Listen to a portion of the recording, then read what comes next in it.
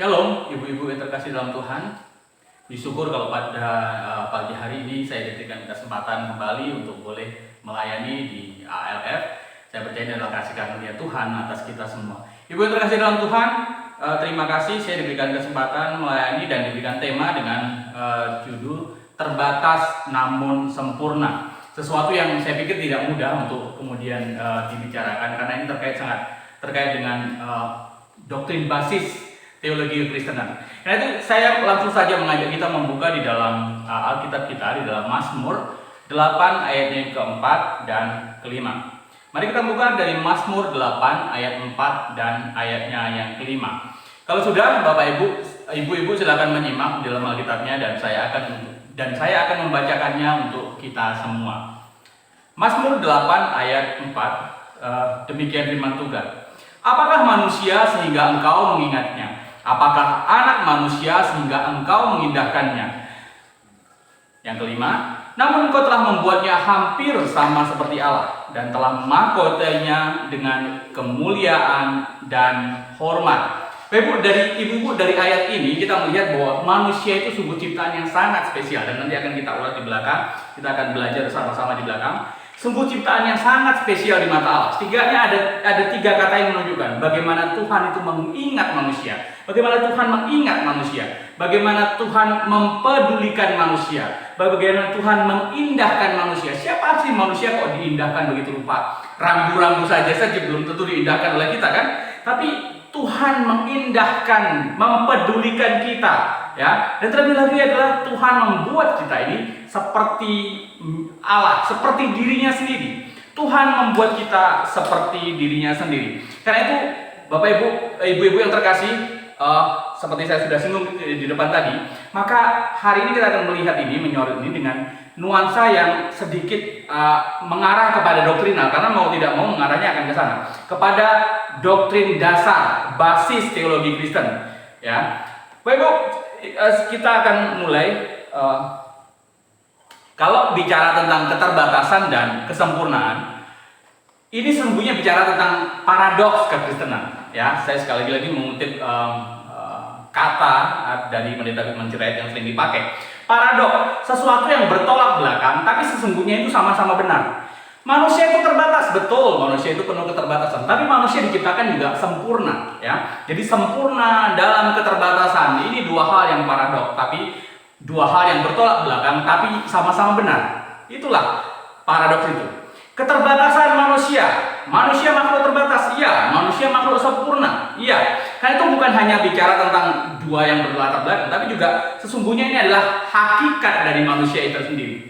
Ya, keterbatasan dan kesempurnaan sesungguhnya bicara tentang hakikat, ya, dari manusia itu sendiri. Sesuatu yang mendasar dari manusia itu, sesuatu yang esensial, sesuatu yang inti dari manusia itu. Dan itu kalau kita melihat sempurna dan keterbatasan, sempurna itu sebenarnya dari hal apa sih? Kita beranjak bukan dari keterbatasan dulu, tapi saya mengajak kita melihat dari sempurna dulu. Sempurna dalam hal apa? Ya, sempurna yang bagaimana? Sempurna apanya yang sempurna? Apanya yang sempurna? Bapak Ibu, setidaknya ada 4 hal penting yang menunjukkan sempurnanya manusia sebagai makhluk yang dicipta. Yang pertama adalah sempurna dalam perencanaan Allah. Ibu, berfirmanlah Allah, baiklah kita menjadikan manusia menurut gambar dan rupa kita, supaya mereka berkuasa atas ikan-ikan di laut dan burung-burung di udara dan atas ternak dan atas seluruh bumi dan atas segala binatang melata yang merayap di bumi. Seperti disebut dalam Kejadian 1 ayat 26. Kita lihat, manusia dicipta dalam perencanaan Tuhan yang sangat baik. Manusia dicipta dalam pemufakatan Tuhan. Kalau kita lihat dari kata baiklah yang di sana memunculkan ada diskusi. Baiklah kita di sana memunculkan ada interaksi, ya, interaksi di antara ketiga pribadi Allah Tritunggal itu. Pemufakatan di antara ketiga pribadi Allah Tritunggal itu. Jadi ketiga-tiganya berperan dalam penciptaan manusia. Ibu yang terkasih dalam Tuhan, banyak orang menafsirkan berbeda-beda. Ada orang menafsirkan, oh itu Tuhan sedang berdialog dengan malaikat. Coba kita lihat, benarkah Tuhan berdialog dengan malaikat? Kalau kemudian dialognya Tuhan dengan malaikat lalu kemudian mengajak, marilah kita, artinya malaikat dengan saya, dengan Tuhan, menciptakan manusia sesuai dengan gambar kita. Artinya apa? Manusia dicipta sesuai dengan gambar malaikat, gambar rohani, sebagai makhluk yang rohani. Ya, Bapak Ibu yang terkasih dalam Tuhan, coba kita pikirkan sebentar. Siapa malaikat sehingga Allah butuh berkonsultasi dengan dia? Di Ibrani sudah sangat jelas disebutkan, malaikat itu tidak lebih dari debu. Masa jadi dewan pertimbangannya Tuhan? Malaikat bukan orang atau sosok atau makhluk yang dimintai Tuhan pertimbangan. Kita lihat. Di Ibrani malaikat bukan siapa-siapa. Di Ibrani adalah malaikat itu adalah pelayannya bukan saja Tuhan, tapi juga pelayan orang yang dipilih oleh Tuhan. Untuk apa Tuhan meminta pertimbangan malaikat? Itu yang pertama. Yang kedua, kalau kemudian Tuhan ingin menjadikan manusia seperti gambaran dia dan gambaran malaikat, artinya merujuk kepada sosok makhluk yang seperti apa? Sosok makhluk yang rohani. Rasanya mustahil. Untuk apa kemudian Tuhan mempersiapkan segalanya untuk manusia? Penciptaan 1, 2, 3, 4, 5, 6 yang keseluruhannya mengarah kepada penciptaan fisikly. Lalu untuk apa makhluk rohani butuh sesuatu yang fisikly? Jadi orientasinya pasti bukan bicara soal makhluk roh itu sendiri, ya. Ibu terkasih dalam Tuhan, sempurna dalam perencanaan Allah. Malaikat begitu Allah begitu luar biasa, ya, menciptakan manusia dalam perencanaannya, ya. Ibu terkasih, kata baiklah juga itu menunjukkan kepada kita ini adalah ada sesuatu yang khusus, ya, yang diperuntukkan bagi manusia. Ada perlakuan khusus, ada treatment, pendekatan khusus dalam penciptaan manusia yang tidak dimiliki oleh penciptaan-penciptaan yang lain. Misalnya, kalau penciptaan yang lain Tuhan hanya perlu berfirman, maka firman menjadikan itu semuanya. Tapi hari ini di bagian ini Tuhan menunjukkan kepada kita, baiklah kita, ya, ada perencanaan di sana, ya, menunjukkan betapa unik, betapa unik manusia itu dicipta, menunjukkan betapa spesial manusia itu dicipta, ya. Kalau dicipta dalam perencanaan, maka penciptaan itu pasti bukan penciptaan yang main-main, bukan penciptaan yang asal-asalan, bukan penciptaan, ya mungkin mencipta yang lain tentu saja juga bukan main-main, tapi setidaknya melalui sebuah perencanaan kita mendapatkan penegasan di sana ada sesuatu yang penting, kita mendapatkan penegasan di sana ada sesuatu yang spesial, kita mendapatkan penegasan di sana ada sesuatu yang fokus di sana, ya. Ibu terkasih dalam Tuhan, itu yang pertama, sempurna karena diciptakan dalam perencanaan Allah. Yang kedua adalah manusia sempurna karena apa? Dicipta dengan sentuhan dalam tanda petik, sentuhan khusus Allah, ya. Dicipta dalam karya kreatif Tuhan, karya kreatif Allah, dicipta dengan karya seni dan estetika Tuhan, ya. Ada sentuhan langsung dari Tuhan. Tuhan tidak seperti kalau bandingannya tadi, tidak menciptakan hanya sekedar mengatakan berfirman lalu jadi. Ada tangan Tuhan yang berkreasi di sana. Kita lihat. Berbeda dengan kita yang lain, hanya dengan firman Tuhan mencipta dengan sentuhan tangannya. Kita bisa lihat dari kata yatsar.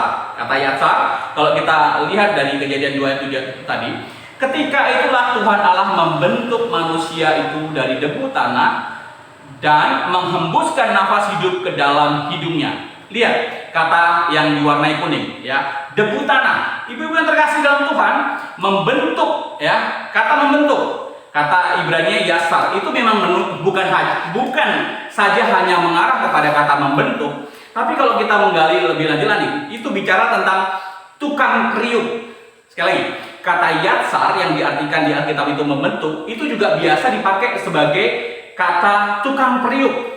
Bukan sekedar tukang periuk, tapi juga tukang periuk dengan aktivitas tukang periuk itu. Aktivitas karya membentuk sesuatu. Dalam hal ini membuat gerabah dan lain-lain. Ya, Ibu-ibu terkasih, kalau diibaratkan seperti ini, maka kata membentuk di sana, kalau saya diizinkan, mungkin saya akan memvisualisasi bagaimana Tuhan itu seperti membentuk gerabah yang sedemikian rupa. Tuhan membentuk manusia seperti kita atau para perajin gerabah itu membentuk gerabah dengan sangat unik, seperti maunya, seperti yang diinginkannya. Untuk apa gerabah? Untuk misalnya dipajang di ruang tamu atau gerabah untuk di dapur. Ya, ibu-ibu terkasih dalam Tuhan, manusia diibaratkan sebagai tanah liatnya, lalu kemudian Tuhan diibaratkan sebagai tukang periuknya. Sungguh luar biasa.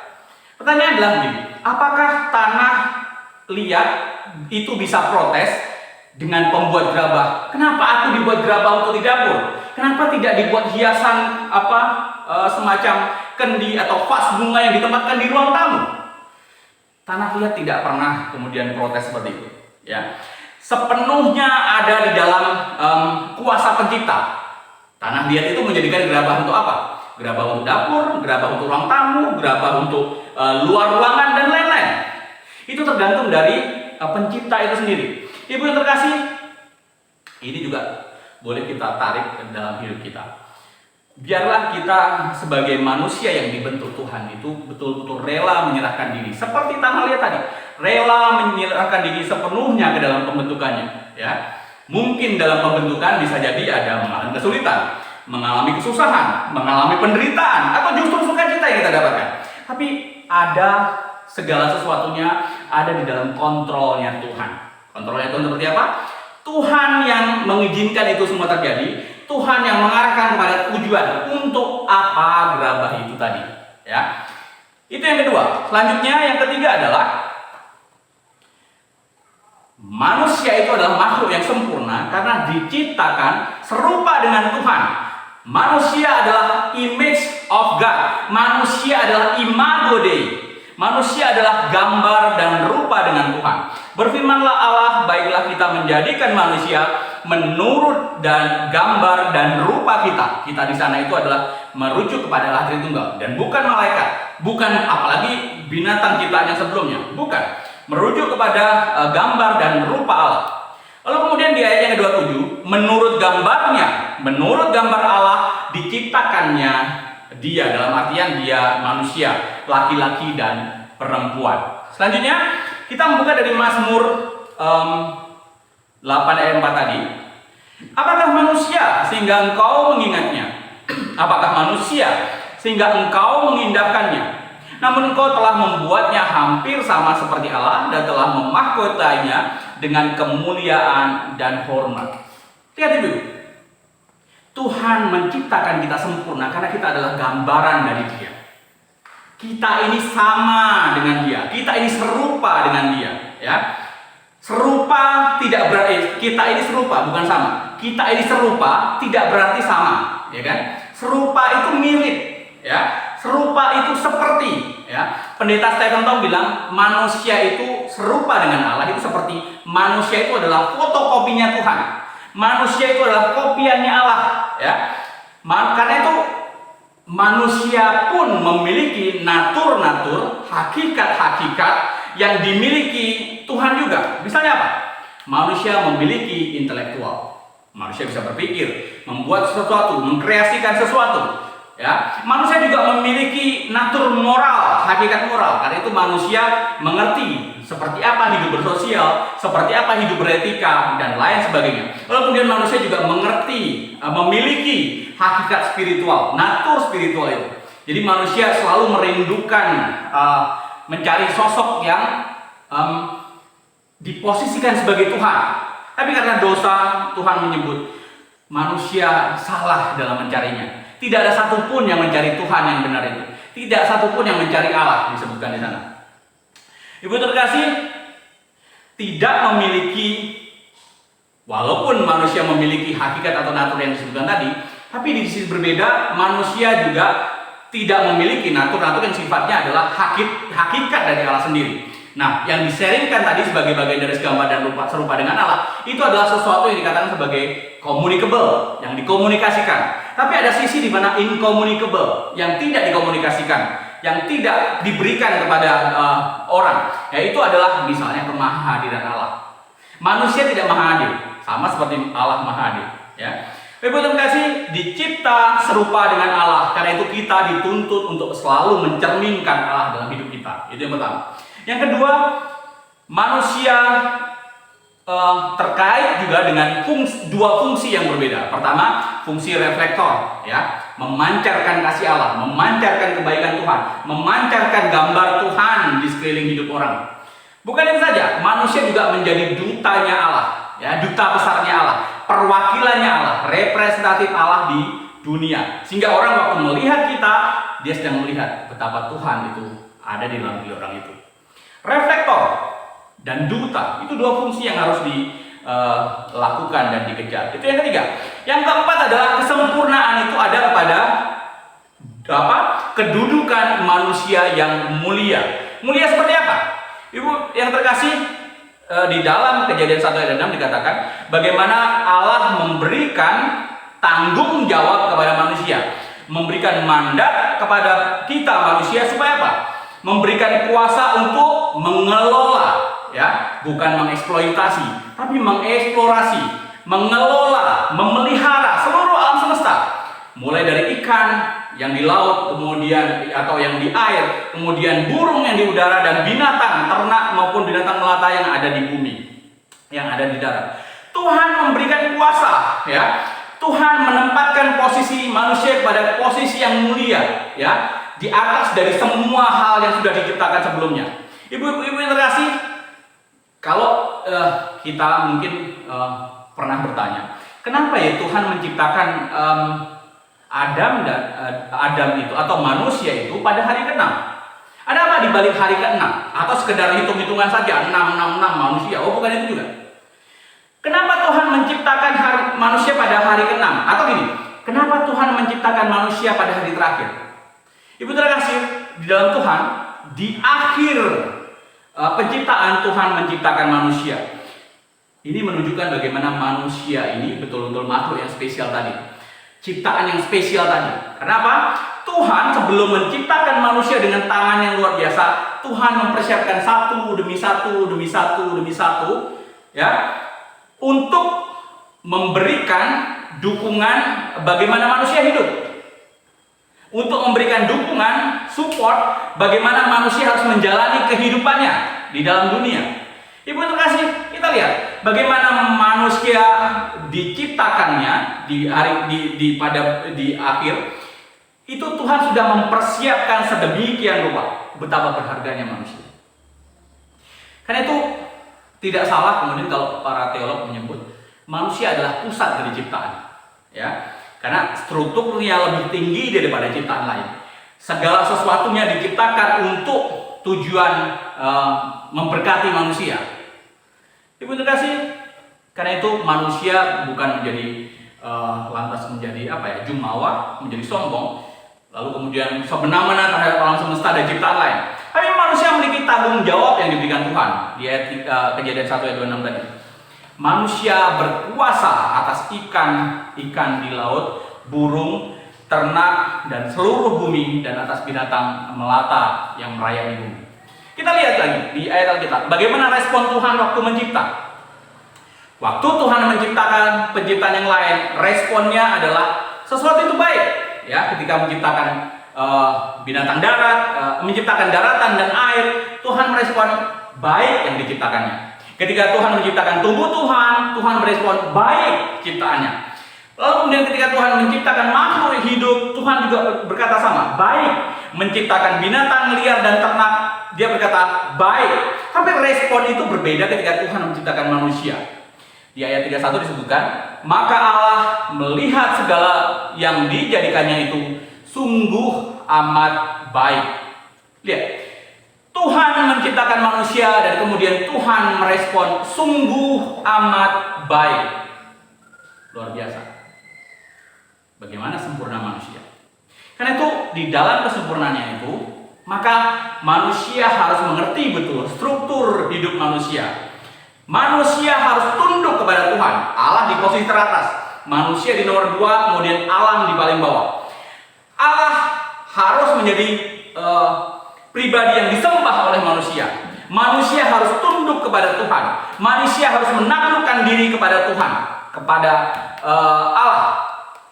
Sebaliknya, manusia harus menaklukkan alam semesta. Ya, manusia dalam artian memelihara, menaklukkan, mengelola.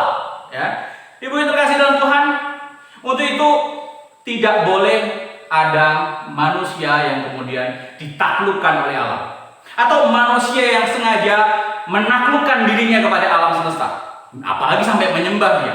Itu satu hal yang menjadi masalah besar. Ibu terkasih, demikian luar biasa Tuhan menciptakan manusia itu sempurna. Nah, selanjutnya kita akan melihat manusia yang terbatas. Seperti apa manusia yang terbatas? Ya, meskipun manusia itu makhluk mulia, meskipun manusia adalah makhluk yang sempurna, meskipun manusia adalah makhluk yang unggul, pusat dari ciptaan, seperti kita sebutkan, tapi manusia tetap memiliki keterbatasan. Ya, keterbatasan apa saja kira-kira? Yang pertama adalah sempurna dalam keterbatasan. Sempurna manusia bukanlah sempurnanya pencipta. Sempurnanya manusia bukanlah sempurnanya Allah, tapi sempurna manusia adalah sempurna dari ciptaan. Sempurna pada dirinya, sempurna sebagai ciptaan, bukan sempurna sebagai pencipta. Ya. Apakah mungkin Allah akan mencipta manusia seperti mencipta dirinya sendiri? Misalnya, apakah mungkin Allah mencipta manusia sesempurna Allah sendiri? Dari sisi logika saja tidak mungkin. Ya, tidak mungkin ada Allah yang sempurna itu diciptakan oleh Allah yang lain. Berbeda sama sekali. Allah tidak mungkin dicipta. Ya. Manusia yang memiliki sempurna seperti Tuhan, bukan yang sama dengan Tuhan, pasti bukan Allah. Kira-kira begitu. Ya, manusia tidak mungkin sempurna seperti Tuhan sempurna. Karena itu sempurnanya manusia itu adalah sempurnanya sebagai ciptaan. Ibu terkasih, yang kedua adalah bagaimana manusia itu adalah makhluk terbatas, karena makhluk manusia itu adalah sebagai makhluk yang tanda petik hina. Kita baca dari Kejadian 2 ayat 7. Ketika itulah Tuhan Allah membentuk manusia itu dari debu tanah dan menghembuskan nafas hidup ke dalam hidungnya. Demikianlah manusia itu menjadi makhluk hidup. Lihat, Tuhan menciptakan manusia bukan dari sesuatu yang tidak ada, tapi dari sesuatu yang sudah ada. Dan ironisnya, silakan disebut ironis atau seperti apa ya? Kalau saya mungkin bisa menyebut memprihatinkannya, seperti menyalahkan Tuhan juga. Lihat, manusia diciptakan dari materi yang materi itu tidak dianggap orang lain, gitu loh. Misalnya, manusia diciptakan dari debu tanah. Ingat, manusia bukan diciptakan dari tanah liat, manusia bukan diciptakan dari pasir, tapi dari debunya tanah. Baik Bu, adakah orang bisa melihat debu kalau kemudian tidak banyak jumlahnya misalnya? Debu itu kalau kemudian misalnya kita mengembaskan pakaian di dalam ruangan, pasti tidak kelihatan debunya. Tapi ketika kita di depan rumah, kemudian ada pancaran sinar matahari dan kita kembaskan, baru debu itu muncul. Nah, manusia diciptakan dari debu tanah. Manusia diciptakan dari partikel yang sama sekali tidak berharga.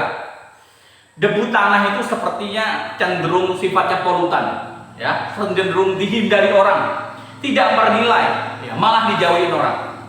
Ibu terkasih, manusia dicipta dari materi yang seperti itu, dari materi yang tidak ada artinya, dari debu tanah.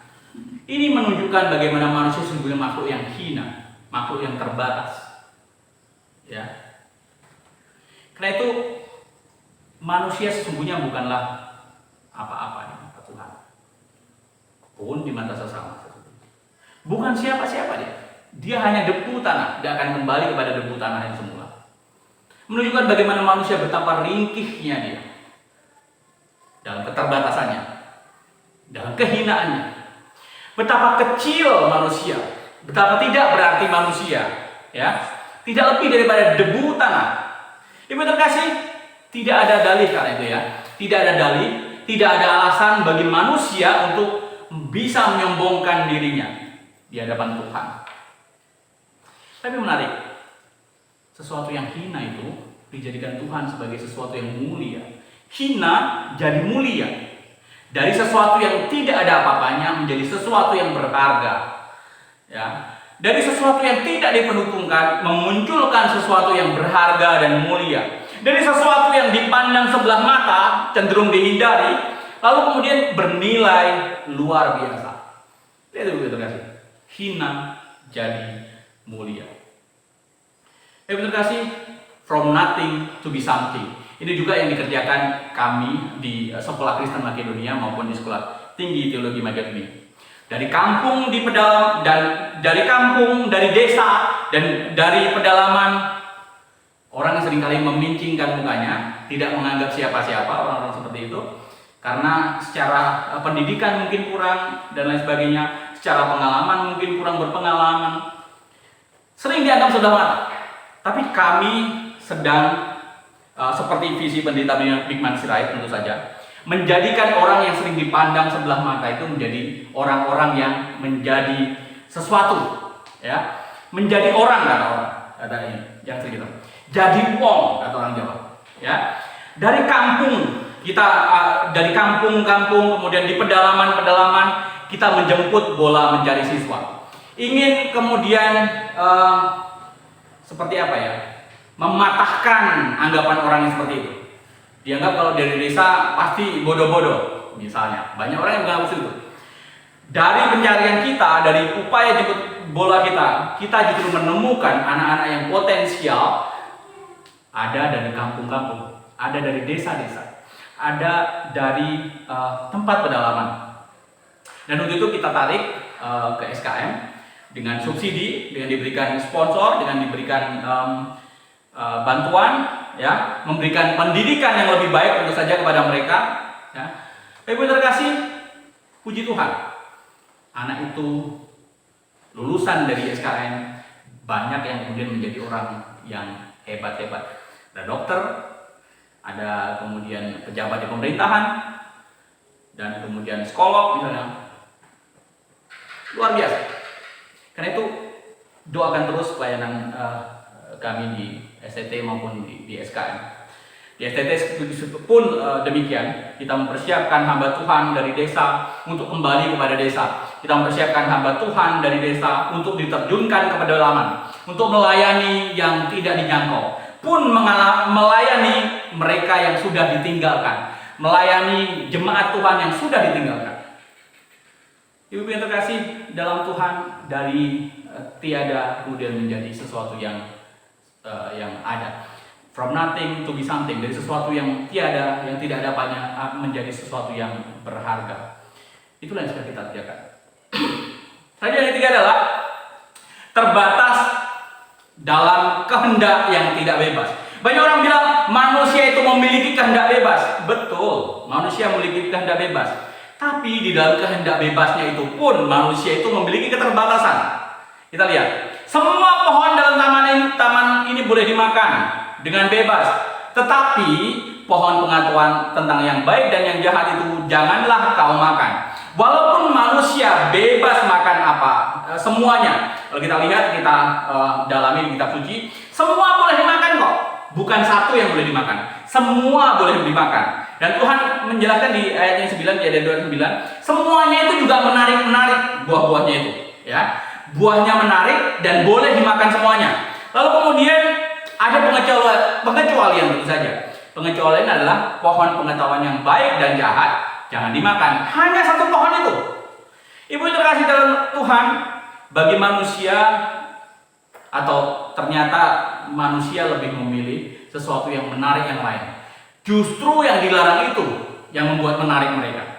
Justru yang dilarang itu yang katanya sedap oleh Hawa. Akibatnya apa? Ya fatal. Kematian yang diderita. Ibu terkasih, kita punya kehendak bebas? Ya, kita punya kehendak bebas. Tapi kita bisa bebas sebebas-bebasnya? Tidak bisa bebas sebebas-bebasnya. Kita bebas, tapi terbatas. Ya, sama seperti ikan. Ikan bebas, boleh berenang di mana saja. Tapi dia tidak bebas berenang di darat. Ketika dia berenang di darat, maka yang jadi adalah pepes ikan, ikan goreng, masakan ikan, ya, semur ikan dan lain sebagainya. Itu yang ketiga. Selanjutnya adalah bukan saja terbatas dalam kebebasan, tapi juga terbatas ruang dan waktu. Ya. Kenapa? Manusia bukan makhluk rohani. Manusia bukan makhluk yang sifatnya roh. Manusia punya fisik, punya daging. Ya. Malaikat tidak seperti malaikat, tidak seperti setan atau makhluk roh lain-lain. Ya. Karena itu manusia pun tidak sifatnya maha hadir, tidak bisa hadir di mana-mana pada saat yang sama.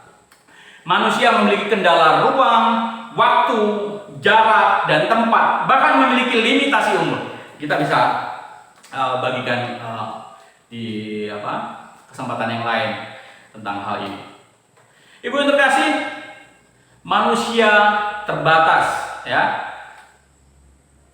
Yang selanjutnya adalah manusia itu terbatas, ya. Manusia itu terbatas hidup hanya melekat kepada sumbernya. Kalau manusia tidak melekat kepada sumbernya, maka manusia itu akan mati. Ya, seperti carang yang melekat pada batang pohon, ya, maka sumber makanannya bergantung sepenuhnya kepada batang pohon itu. Dari akar mengalir ke batang pohon dan kemudian disalurkan kepada carang-carang. Kalau kemudian carang memutuskan diri untuk keluar, ya carang itu akan mati. Kenapa? Terlepas dari sumber makanannya. Karena itu manusia terbatas, ya. Terbatas seperti apa? Hidupnya harus terus bergantung kepada Tuhan. Hidupnya harus terus bergantung kepada Sang Pencipta, bergantung pada sumbernya. Ibu terkasih, manusia adalah makhluk yang sempurna, iya. Manusia adalah makhluk yang terbatas, iya. Lalu bagaimana kita melihatnya? Apakah keterbatasannya itu membuat manusia menjadi makhluk yang misalnya memprihatinkan? Makhluk yang buruk, yang jelek, atau seperti apa? Apakah manusia menjadi makhluk yang tidak berhitungan gara-gara itu? Ibu yang terkasih dalam Tuhan, tidak seperti itu juga.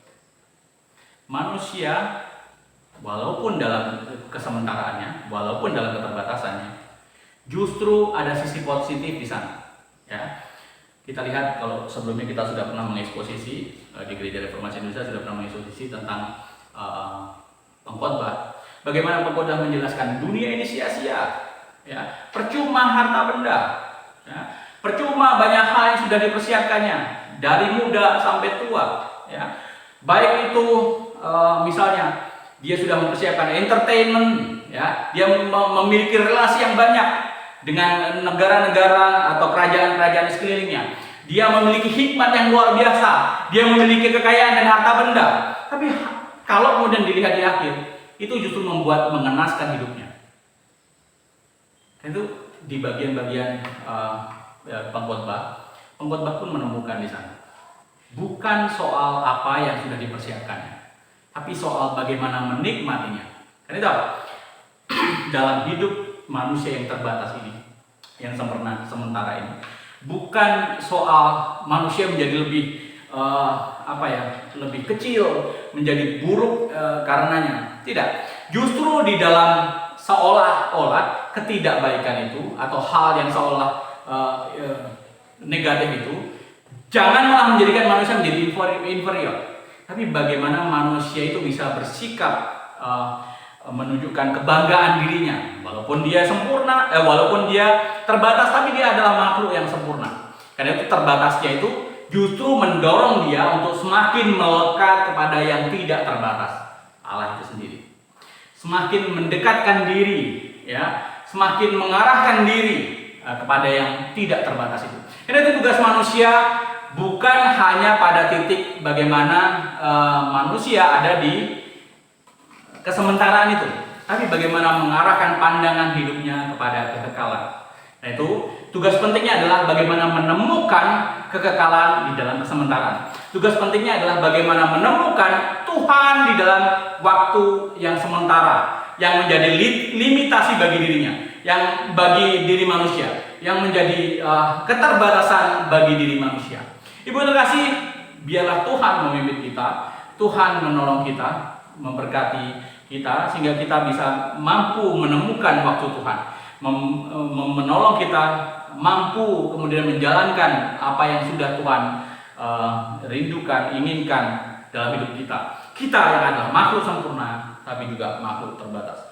Ibu terkasih, saya mengingatkan Pendeta Bigman Sirait sudah pernah menuliskan buku Sempurna dalam Keterbatasan. Ya, bukan hanya melihat dari sisi doktrinal, tapi dari sisi persoalan hidup yang nyata, yang real, tentang apa itu kebebasan, diskursus kebebasan, apa itu kemerdekaan, apa itu HAM, apa itu etika, dan lain-lain. Ya, mengeluas kesempurnaan dan keterbatasan manusia dari berbagai sisi dan segi. Karena itu penting kita kemudian kalau bisa membaca kembali, kita boleh baca. Kiranya Tuhan memimpin kita, Tuhan menolong kita. Mari kita berdoa. Kami bersyukur ya Tuhan untuk anugerah-Mu, kami bersyukur untuk kasih-Mu. Terima kasih untuk kesempatan yang Tuhan beri. Biarlah Tuhan memimpin kami, menolong kami.